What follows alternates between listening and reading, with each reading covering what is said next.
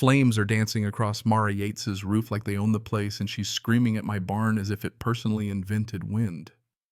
Meanwhile, I'm standing here with nothing but a garden hose and a confused goat watching the Fox Hollow volunteer fire engine barrel down Maple Trace.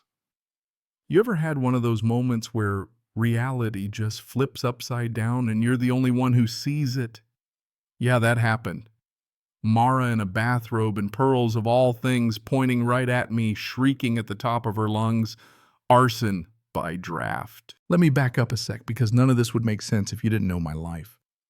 Name's Marcus Vale, and honestly all I want is to be left alone out here on my 2 acres at the edge of Fox Hollow Estates. I've got a white barn from the 60s, 3 chickens, 1 goat named Button who thinks she's the queen of the property, and a lawn I mow to witness protection length so nobody looks too closely. I'm an accountant, nothing wild, working from home, handling small business tax returns and financial statements, just trying to enjoy the peace and quiet I bought this place for. But then there's Mara. Mara's the HOA president. At least that's how she introduces herself, like she was elected for life and crowned with a can of Aqua Net. Her hair could survive a tornado, and her voice, well, imagine bubble wrap tossed in a blender. She's got a personal vendetta against my barn, said it attracts rustic vibes and clashes with the aesthetic palette. I wish I was joking. She's written me up for the non-compliant color of my hay bales. Apparently golden yellow is offensive to her suburban sensibilities. She once sent me a violation for nostalgic clutter because I had an old weather vane up there, something that's been on that barn since Kennedy was president. There was even a warning about agricultural aromatics after Button spent a hot day out in the sun. I'm not kidding. And if you ever get bored, just look up the Fox Hollow Standards Facebook group. Mara runs it like a digital HOA police force, posting zoomed-in photos of people's mulch or fences and writing captions like, "When rustic crosses the line into rural neglect." Last month, she took a picture of my brand new fence and tore it apart for not matching the neighborhood's emotional climate, whatever that means. She does monthly drive-by inspections in a white Lexus clipboard out the window, snapping photos with the focus of a detective solving cold cases. I once watched her photograph a neighbor's mailbox from 6 different angles because it was half an inch too close to the curb. She quoted the bylaws like scripture. So late October rolls around, one of those crisp Saturdays with just enough chill to keep the bugs away, and Mara decides it's the perfect day to burn a mountain of oak leaves in her backyard. No permit, no metal fire ring, no safety precautions at all, just a 4-foot-tall pile of leaves, and get this, a citronella candle for ambience. 3 lots upwind from me.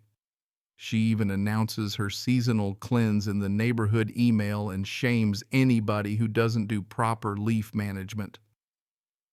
The woman practically brags about her burning skills. Meanwhile, I'm reading the weather report, gusts up to 20 maybe. Anyone with half a brain would know you don't light a fire on a day like that. 10 minutes after she lights up, the wind picks up and suddenly sparks are marching across the cul-de-sac like they're running for city council. That smell, burning leaves mixed with something else, I know trouble's coming.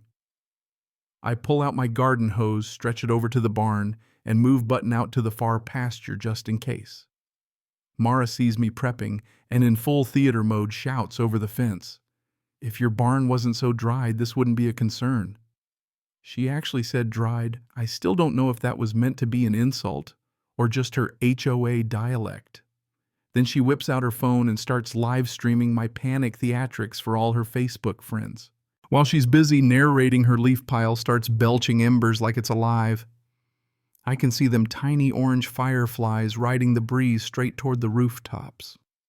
One especially ambitious spark catches a gust, travels 50 feet, and disappears right under the lip of Mara's cedar shake roof.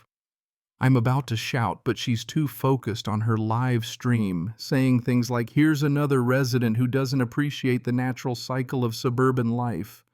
Lady, your natural cycle is about to burn your house down." 15 minutes later, wisps of smoke start curling out from her eaves. I spot actual flames crawling along her roof line, and now the real panic sets in. Neighbors are dialing 911 left and right, yelling about a fire on Maple Trace while I'm misting down my barn and herding my chickens. Mara, mid-live stream, suddenly screams, "Oh my God, my roof," and drops her phone in the grass, which keeps recording the entire disaster at a weird upward angle. She sprints across her yard, tramples her hydrangeas flat, and starts blasting her garden hose at the air, nowhere near the flames, which are a good 12 feet up. The fire department shows up in 6 minutes, Fox Hollow's volunteer crew led by Chief Patterson. He takes one look at the scene at Mara's backyard bonfire and her smoldering rooftop, and you can see the wheels turning. They get to work fast, actual pros, none of Mara's spray and pray tactics. When they pull up the roof shingles, it's clear as day, a perfect line of charred wood tracing the wind's path from the leaf pile to her house. Textbook ember ignition. You could teach a class on fire safety using this as a what not to do. Patterson points out the burn pattern for his crew, and Mara, realizing the narrative slipping away from her, starts yelling that my barn funneled wind right to her roof. She accuses my illegal hayloft, which is, by the way, completely permitted, of being a combustion amplifier. She even demands they arrest the barn. That's when the chief calls for the county fire marshal. 20 minutes later, Fire Marshal Rodriguez rolls in clipboard camera. The whole works. She starts her investigation, barely blinking as Mara tries to explain physics to her. Meanwhile, 3 neighbors come forward with ring camera footage, Mara poking her burning pile with a plastic rake, dismissing warnings about the wind on one clip. She actually says, "I'm the HOA president. I think I know about fire safety."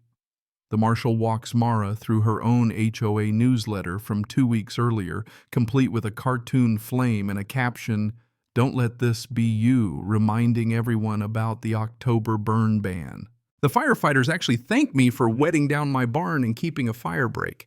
Patterson gives me a good neighbor card to tack up on my barn wall, right next to Button's vet bills.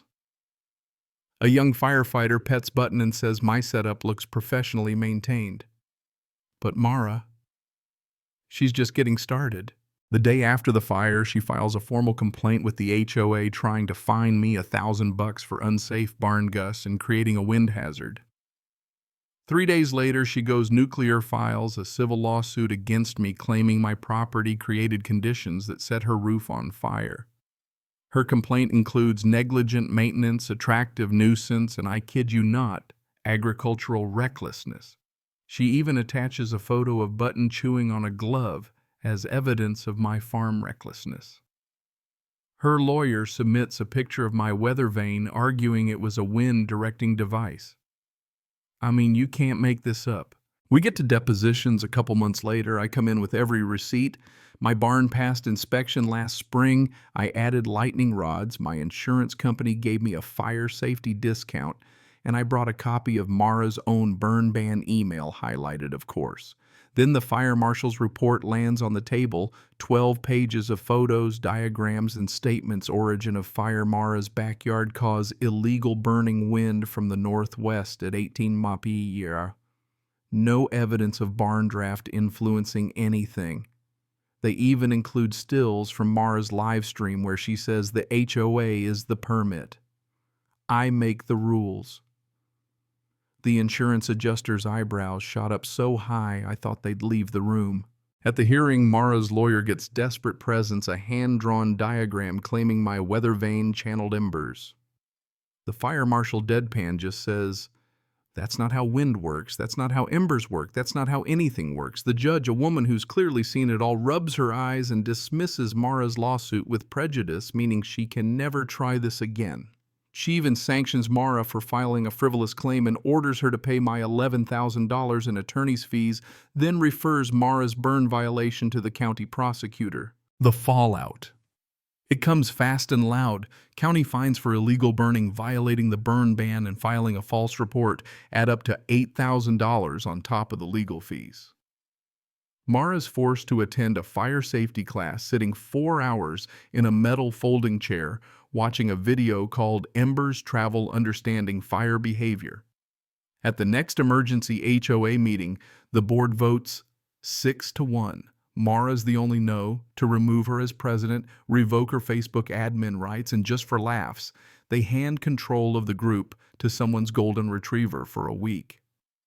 The dog posts tennis ball photos and gets more likes than Mara ever did. Her insurance denies the roof claim, citing negligent ignition. She tries crowdfunding repairs but uses a close-up of her illegal leaf pile as the main image. She raises $87, mostly from relatives. The final cherry on top, Mara stands in county court. Here's the total $19,000 owed in fines and legal fees, and turns white as chalk, demanding to speak to someone in charge, not realizing the judge is that person. 60 days to pay or face more penalties. So yeah, that's life in Fox Hollow Estates, where the biggest hazard isn't the weather, it's your HOA president. You ever had a neighbor try to sue your barn? Would you have handled Mara any differently? Drop your thoughts in the comments. Tell me where you're watching from, and if you've got an HOA story that tops mine, yeah, I want to hear it. Hit that, share this chaos with a friend, and subscribe for more tales of suburban justice, if you can call it that.